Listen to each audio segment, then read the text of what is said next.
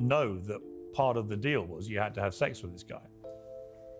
I didn't know at first what was going to happen, especially that first night, because Hugh Hefner died in 2017, but the secrets in his basement lived on. Hidden cameras had been recording guests since the late 1970s. Former girlfriends said the basement stored mountains of adult content that Hefner used to control people. One vault contained FBI files showing decades of investigation. By 2022, over 10 lawsuits emerged from victims who discovered they had been recorded. The basement wasn't just hiding parties, it was hiding crimes that would haunt Hollywood forever. Hugh Marston Hefner was born on April 9, 1926, in Chicago, Illinois. His parents were strict Methodists who didn't believe in hugging, movies, or anything even slightly related to sex. That cold and rule-filled house shaped him in ways no one could have imagined. As a child, he would secretly draw pictures of half-dressed women. Even at that age, something inside him was already pushing against the walls they had built around him. He later said that the lack of warmth in his family made him crave emotional and physical freedom. It was like his whole life became a reaction to that early repression. He had a high IQ of 152, but his school grades were just average. He didn't shine in class, but he shined in his imagination. At Sayre Elementary, he started writing comic books where he was the hero, full of daring adventures. When he was 16, a girl named Betty broke his heart. That pain hit him so hard, he reinvented himself completely. He started calling himself Hef, changed how he dressed, and began writing a comic about his own school life called School Days. This was in 1942, and it was one of the first times he turned personal hurt into something creative. At Steinmetz High School, he kept pushing forward. In 1943, he started the school newspaper called the Steinmetz Trumpet. He was the cartoonist and reporter, blending words with images, making people laugh while sharpening his voice. He also sang in the school band, joined the student council, and never stopped performing. That heartbreak from Betty never really left him. It just pushed him harder. He kept working on his comic series, placing himself into wild stories full of excitement. After he graduated in early 1944, his legacy lived on. Decades later, in 2010, he began donating $7,500 a year to the school's paper so they could print in color. He was 84, but he still remembered that time vividly. Even in 2016, when there was a censorship dispute, he stepped in again, renewing his support to protect student voices. In June 1944, Hefner joined the Army. He trained at Fort Hood in Texas, where he earned a sharpshooter badge with his M1 rifle. But he never went to the front lines. Thanks to his typing skills, he was assigned a desk job in Maryland. He called it a lucky break. Instead of fighting overseas, he was chasing women around Washington and drawing cartoons for military newsletters. He served until 1946 and said those quiet years helped keep his creative flame alive. He believed that if he had seen combat, Playboy might have never happened. After leaving the Army, he went to the University of Illinois in 1946. He studied psychology, with minors in creative writing and art. He worked so hard that he finished everything in just 2.5 years. He became the editor of the campus humor magazine called Shaft, and introduced a new section called Co-Ed of the Month. It shocked many people, but hinted at what he would later build. He briefly attended Northwestern for grad school in 1949, but dropped out after writing a paper criticizing America's sex laws. He wanted to shake things up, not follow rules. That same year, he also studied at the Chicago Art Institute during the summer, blending his love for visuals and words. In 1952, Hefner was working at Esquire magazine, making $60 a week. He asked for a small raise, just $5, and they said no, so he quit. It was a bold move, but he was fed up. He borrowed $600 by mortgaging his furniture and raised another $8,000 from 45 investors, including $1,000 from his mother, who didn't believe in the project but loved him enough to help. He first wanted to name the magazine Stag Party, but had to change it due to legal threats. So he came up with Playboy. The first issue was put together in his small Hyde Park kitchen. The very first Playboy magazine came out in December 1953. It didn't even have a date on the cover because Hefner wasn't sure there would be a second issue. He bought nude photos of Marilyn Monroe for just $500. They were actually taken in 1949, long before she became a star. Monroe never worked with Playboy or even met Hefner, but that image, her lying on red velvet, eyes closed and lips slightly parted, became iconic. The issue sold nearly 54,000 copies at 50 cents each. Alongside the photo, Hefner included articles on jazz, sports, and even a Sherlock Holmes story. It was his way of saying the magazine was for the mind as well as the eyes. Today, original copies can sell for more than $100,000. Hefner wrote the very first editorial himself. He said the magazine would be entertainment for men with fiction, fashion, music, and women. It didn't take long for major writers to get involved. Ray Bradbury published a story. In 1955, Hefner shocked people by printing Charles Beaumont's story about a world where heterosexuals were discriminated against, flipping real-world oppression upside down. The story caused outrage, but Hefner stood by it. That same year, he also hired Dick Gregory, a black comedian he had seen perform in Chicago. It was Gregory's first big break. The magazine was selling 100,000 copies a month by then, but Hefner's fight was just beginning. In 1955, the U.S. Postal Service tried to ban Playboy, calling it obscene. He fought back and won. That win allowed him to print in full color and expand quickly. Even big names like Vladimir Nabokov and John Lennon contributed later. In 1963, he was arrested over photos of Jane Mansfield, but the case ended with a hung jury. He also started a TV show called Playboy's Penthouse in 1959. It looked like a party at his apartment and featured stars like Sammy Davis Jr. and Ella Fitzgerald. The show pushed racial boundaries by showing black and white guests socializing together on screen during a time when many stations in the South refused to air it. In 1960, Hefner opened the first Playboy Club in Chicago. It was packed with visitors paying for a keyholder membership just to get in. The waitresses wore satin costumes with bunny ears and tails. Behind the scenes, strict rules made them keep to a certain weight and appearance, or they would be punished. By 1961, the club had welcomed over 132,000 people in just 3 months. Eventually, there were 40 clubs around the world, including places like London and Jamaica. In 1962, Hefner began writing a long series of essays called The Playboy Philosophy. It ran until 1965 and totaled about 250,000 words. He talked about free speech, abortion rights, and sex laws.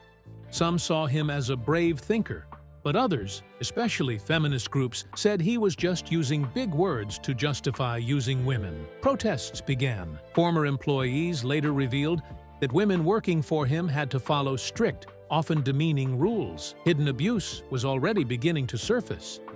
By 1964, Playboy went public and was worth $120 million. Hefner still controlled most of it.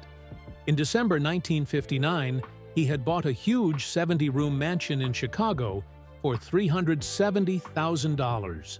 It had secret tunnels, a pool with a waterfall entrance, and rooms full of mirrors and lights. He lived there after his divorce and held wild parties with hundreds of guests. FBI agents kept watch during obscenity investigations. Years later, women came forward saying they were drugged, forced into acts, and even filmed without consent. Some of these claims were included in documentaries as late as 2022. In 1968, Hefner started Playboy Productions to make movies. One of the first big ones was Macbeth in 1971, directed by Roman Polanski. It was a dark, violent film and got attention partly because Polanski had just lost his wife, Sharon Tate. The company made over 20 films, including St. Jack in 1979.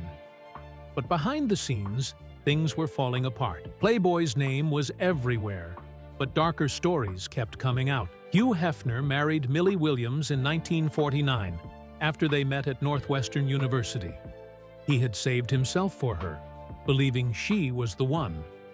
But while he was away serving in the army, Millie confessed to having an affair.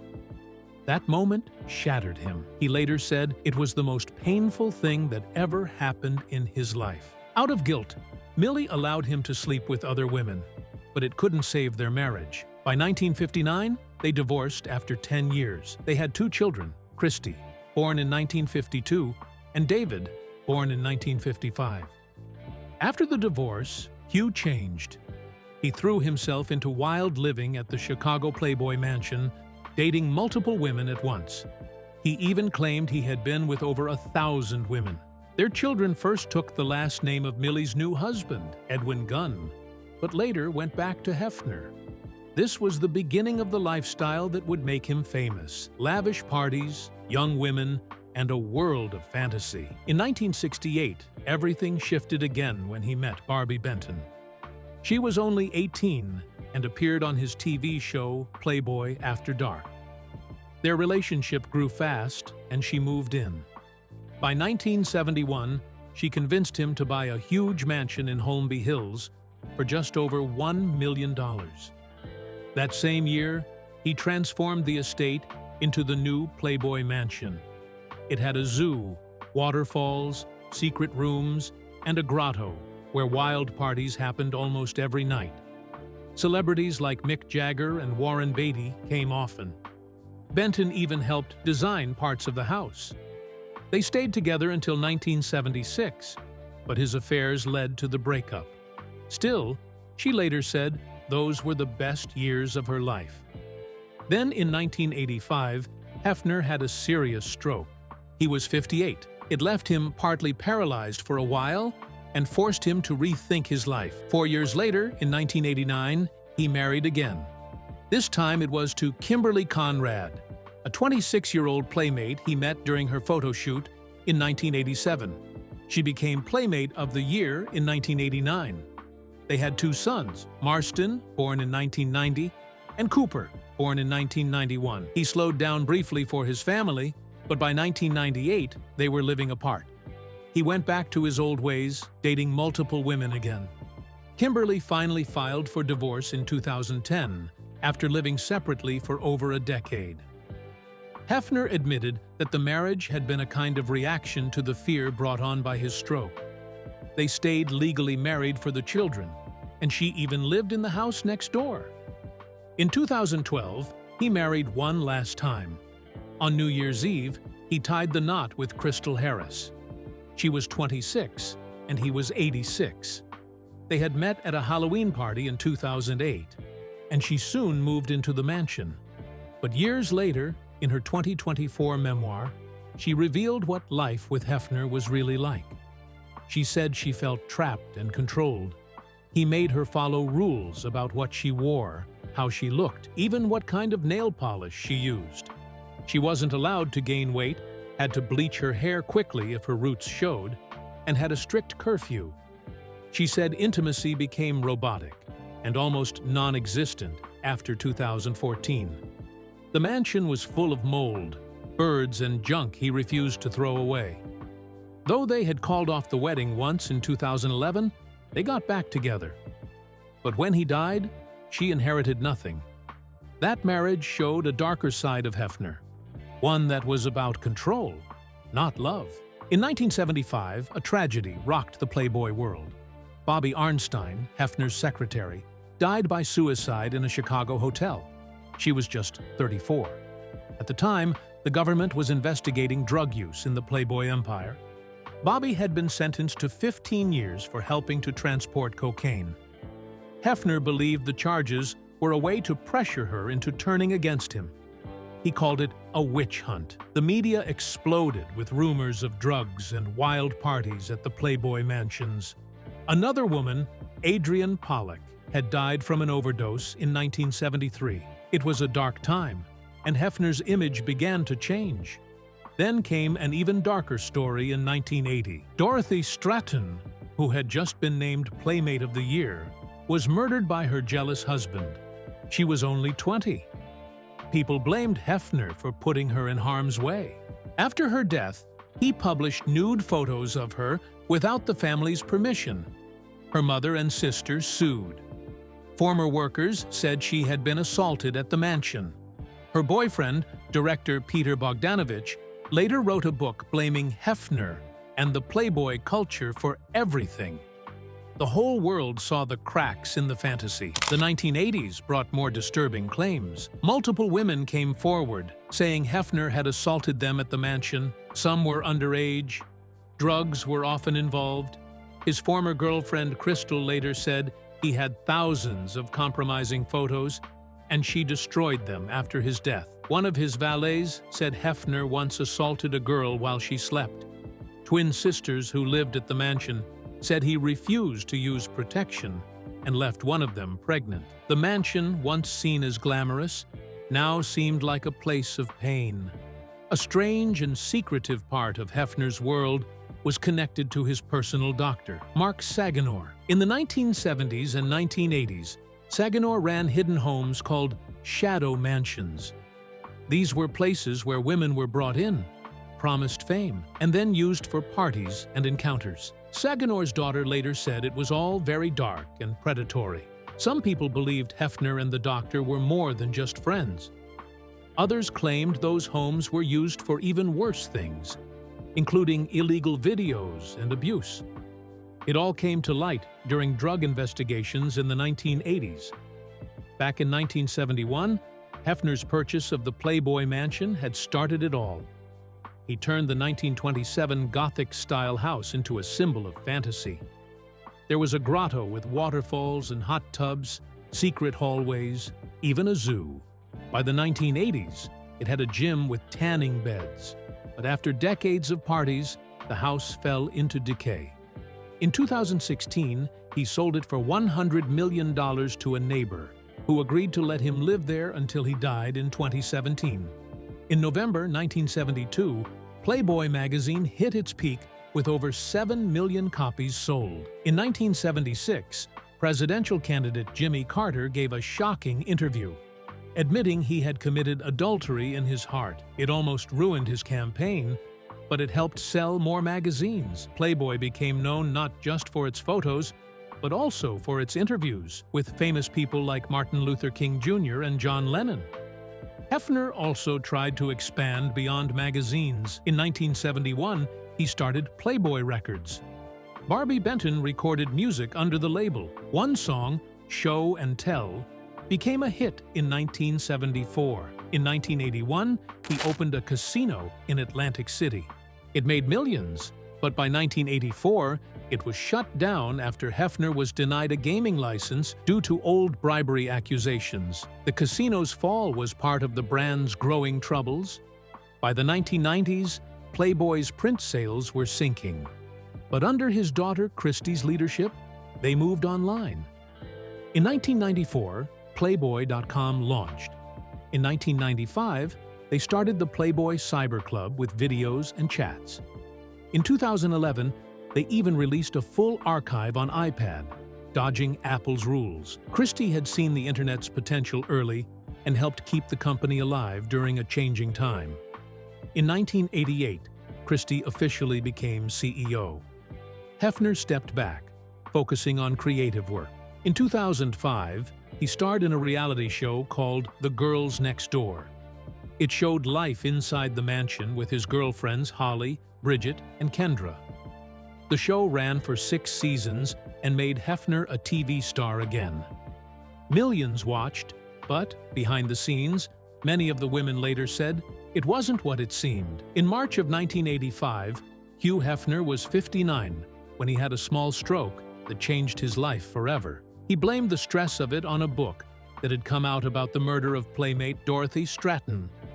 After the stroke, Hefner sold his famous private jet called Big Bunny. He had bought it in 1969 for $5.5 million. It wasn't just any jet.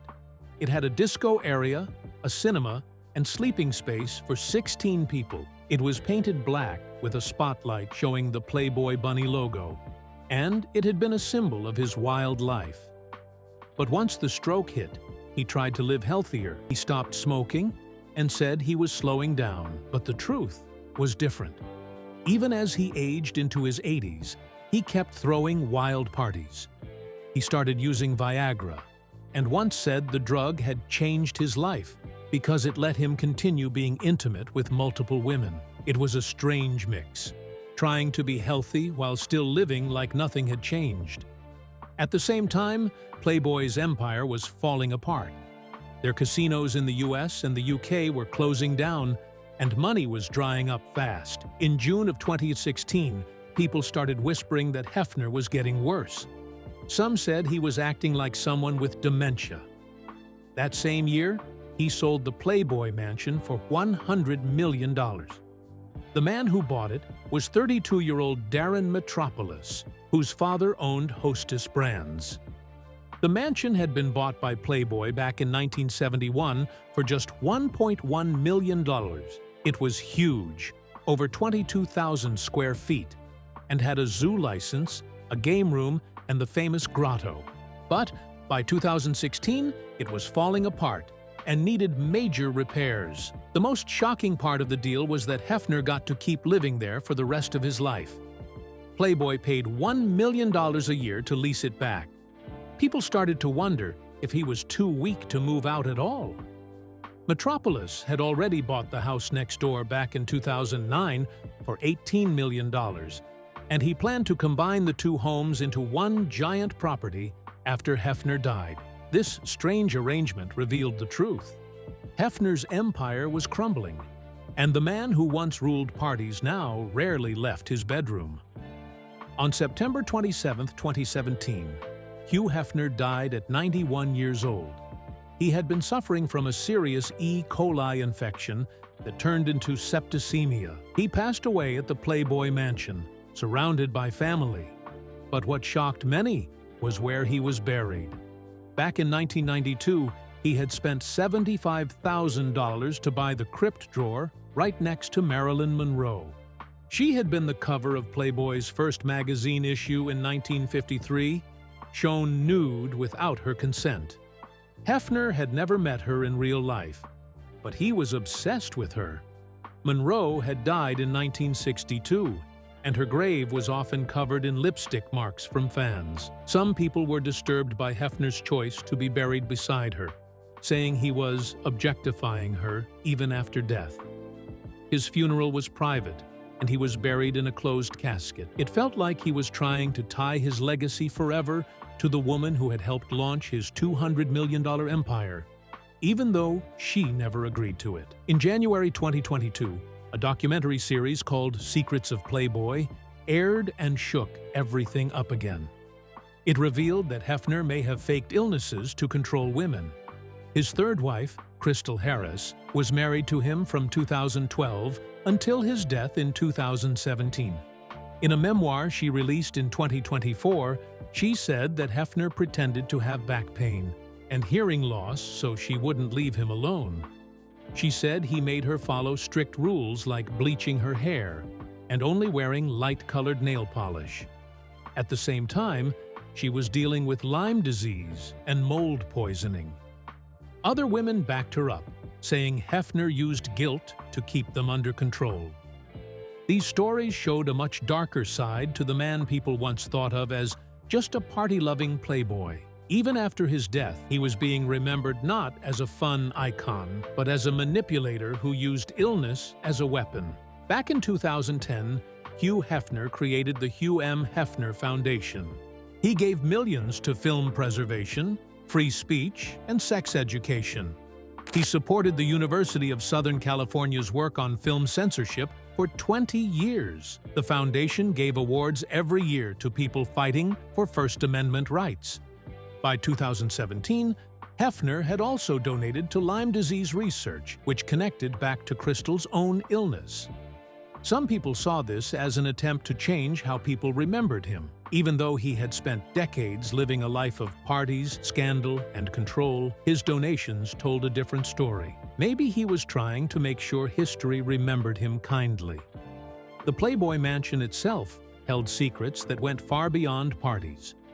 The estate had been built in 1927 in a Gothic Tudor style by Arthur R. Kelly. Hidden behind panels in the basement was a secret wine cellar meant to hide alcohol during Prohibition. Hefner discovered it after he bought the mansion in 1971 for $1.05 million. Later, he used that space to store private videos and photos from security cameras around the mansion. He even bragged about it in a Vanity Fair interview in 2011. The stone vaults and trapdoors added to the mystery, making some people wonder what else was buried beneath the house.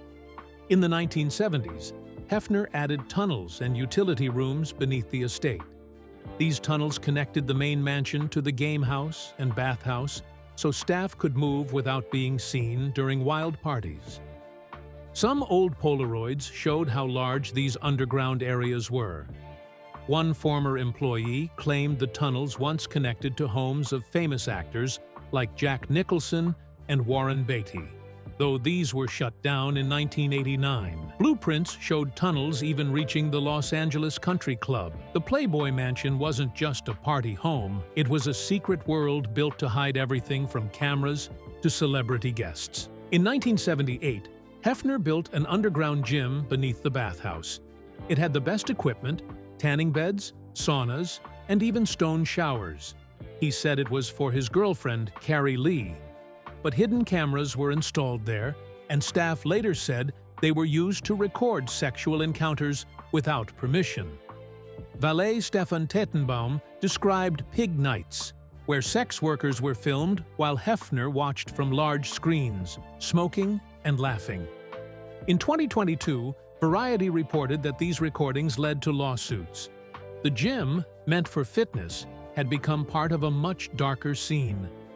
During the 1980s, the basement was expanded again. Hidden vaults stored videos and blueprints of secret rooms designed for sex and drug use. Some say these tapes were used by Hefner to blackmail celebrities and guests. One video librarian later revealed the vaults held more than 1,000 tapes. Renovations included carved wood, hidden mirrors, and private bedrooms made just for sex parties.